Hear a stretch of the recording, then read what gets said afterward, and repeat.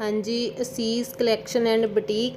ਅਸੀਂ ਅੱਜ ਜੋ ਤੁਹਾਡੇ ਲਈ ਇਹ ਆਰਟੀਕਲ ਲੈ ਕੇ ਆਏ ਆ, ਇਹ ਆਰਟੀਕਲ ਬਰਬਰੀ ਕਾਟਨ ਦੇ ਉੱਪਰ ਰੈਡੀ ਕੀਤਾ ਹੋਇਆ, ਜਿਸ ਦਾ ਤੁਸੀਂ ਦੇਖ ਸਕਦੇ ਹੋ ਨੈਕ ਕਿੰਨਾ ਸੋਹਣਾ ਬਣਿਆ ਹੋਇਆ, ਜੋ ਕਿ ਥ੍ਰੈਡ ਵਰਕ ਦੇ ਨਾਲ ਡਿਜ਼ਾਈਨ ਕੀਤਾ ਹੋਇਆ ਤੇ ਇਸ ਦੇ ਵਿੱਚ ਇਦਾਂ ਲਾਈਨਸ ਜੋ ਕਿ ਥ੍ਰੈਡ ਦੇ ਨਾਲ ਵਰਕ ਕੀਤੀਆਂ ਹੋਈਆਂ ਪਾਈਆਂ ਹੋਈਆਂ ਨੇ।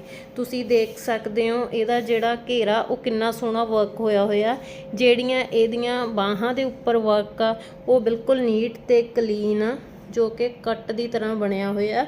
ਇਸ ਤੋਂ ਬਿਨਾਂ ਜਿਹੜੀ ਇਹਦੀ ਬਾਟਮ ਆ, ਇਹਦੀ ਬਾਟਮ ਦੇ ਉੱਪਰ ਵੀ ਵਰਕ ਹੋਇਆ ਤੇ ਜਿਹੜਾ ਇਹਦਾ ਦੁਪੱਟਾ ਉਹ ਟਾਈ ਡਾਈ ਵਿਦ ਲੈਸ ਦੇ ਨਾਲ ਮਿਲੂਗਾ। ਇਸ ਆਰਟੀਕਲ ਦੇ ਵਿੱਚ ਟੋਟਲ 4 ਕਲਰ ਨੇ, first colour, second colour, third colour, fourth colour. ਜਿਹੜਾ ਤੁਸੀਂ ਪਿਕ ਦੇ ਵਿੱਚ ਦੇਖਿਆ ਇਹ ਸੇਮ ਐਜ਼ ਇਟ ਇੱਦਾਂ ਦਾ ਆਰਟੀਕਲ ਆ। Thank you.